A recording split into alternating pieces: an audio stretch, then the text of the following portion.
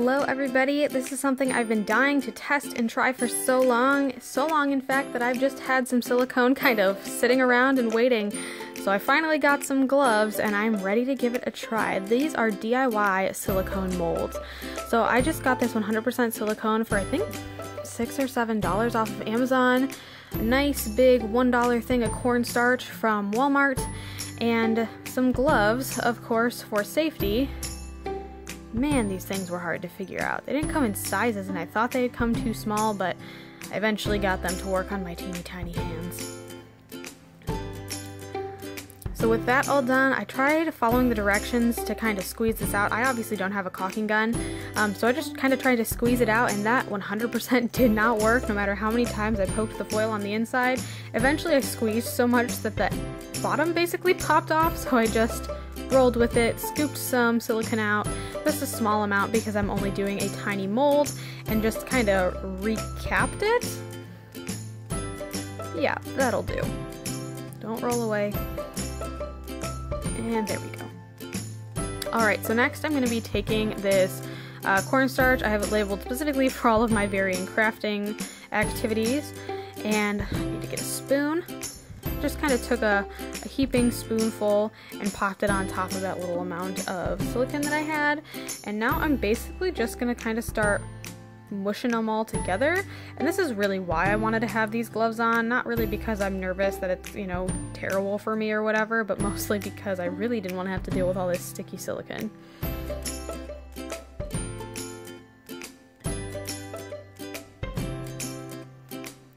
So after that, it actually got to a really nice kind of clay-like consistency.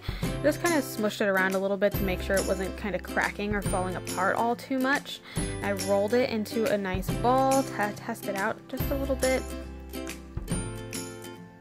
It did have a couple of cracks in it, so I thought I might have put a little too much cornstarch in it, but I was just kind of rolling with it at this point. I had this tiny little feather charm left over from some DIYs I did a while ago. I'm just kind of picking my side and pressing it into the mold, and I'm going to be essentially making a feather mold to make similar feather charms, or really whatever I want in the future. So I actually let that dry for probably about an hour, and it was relatively solid. As you can see, I'm kind of pushing on it here and it's not leaving any dents. It's still silicone, so it actually does move around quite a bit. And the feather charm popped out really nicely. I think if it was something I was worried about it not popping out, I might have, I don't know, coated it in some Vaseline or something. But if you look in, you actually see it has a really good amount of detail in there, which is very nice. So I actually kind of wanted to test it out. So what I decided to do was whip out my trusty hot glue gun, and I'm gonna make a hot glue gun feather charm.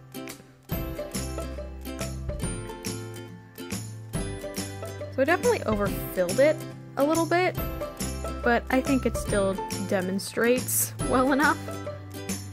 After letting that dry for a short amount of time, I just kind of pulled the edges out a little bit so that I could stick my nail in and pull it out, and as you can see, it absolutely made a copy of the feather.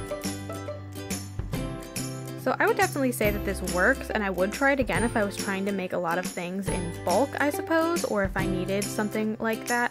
Just kind of trimming up the feather here to make it a little more aesthetically pleasing. But I thought this was actually a lot of fun to do. I wasn't expecting it to be as fun as it was.